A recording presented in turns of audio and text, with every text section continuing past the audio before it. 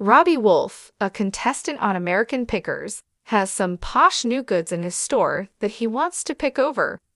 The presenter of American Pickers has just revitalized his antique store in Iowa, only a few weeks after his older brother Mike made significant changes to his establishment.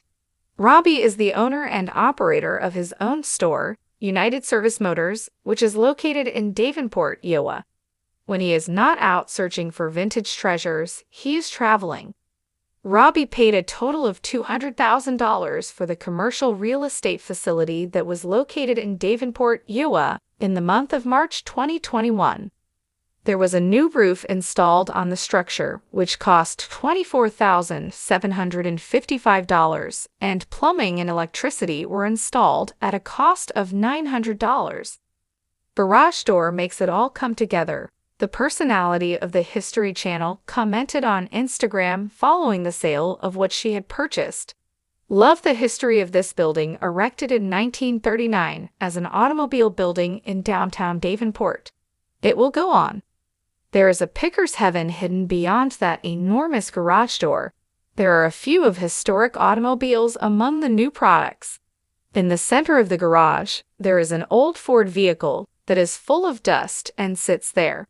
It is surrounded by a number of peculiarities, such as a massive model aircraft and a telephone booth from the United Kingdom. The truck is surrounded by a neon sign that reads Hotel. After that, there is a little red sports vehicle that is positioned on a mechanical lift and is ready to be worked on. There are a number of different components and accessories dispersed behind it, as well as the lower half of a mannequin, which is just revealing its legs while it is dressed in jeans.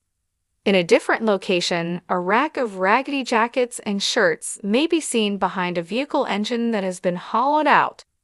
Behind it is a sign that advertises mobile oil, and next to it is a life-size mannequin of Pat Angerer, who played linebacker for the Iowa Hawkeyes in the National Football League.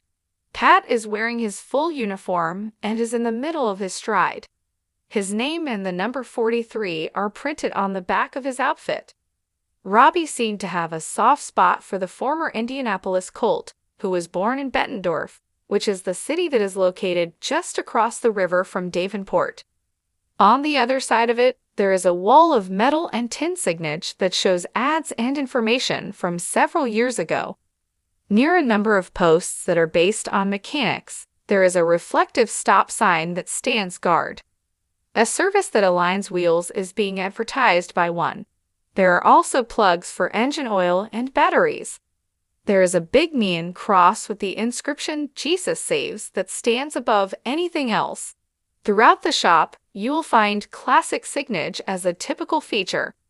There is another portion that has other oil canisters, as well as a sign for boats, a surfboard in the distance, and an old motorcycle that is waiting to be discovered and loved.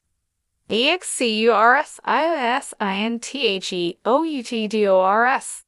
A fleet of antique go-karts is among the other gems that are waiting for you outside. There is a giant sign for a grocery shop that is just waiting to be adored.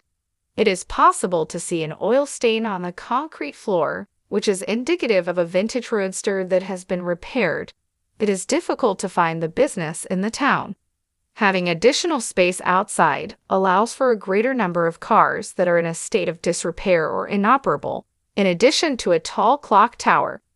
The enormous white garage door extends a warm welcome to everyone who enter. When customers enter the business, they are greeted with the American Giant, which is a reproduction of an old Texaco mechanic that is atop a building and is waving to those who are walking by.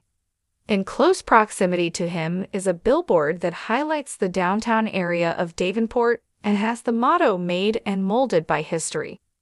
A trio of photographs that evoke feelings of nostalgia assist to create a picture of the town in times gone by. When it comes to advertising Coca-Cola goods, there is now a tin sign that seems to be too big to be stored within. EOVR done by Mike. The restocking of Robbie's inventory follows closely on the heels of Mike's renovation of his Nashville business.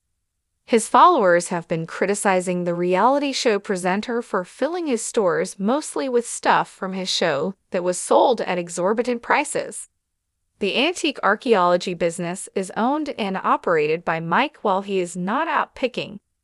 There are two shops owned by the 58-year-old individual, one in LeClaire, Iowa, and the other in Nashville, Tennessee. As a result of Mike selling his store's items rather than antiques, consumers have voiced their dissatisfaction and irritation.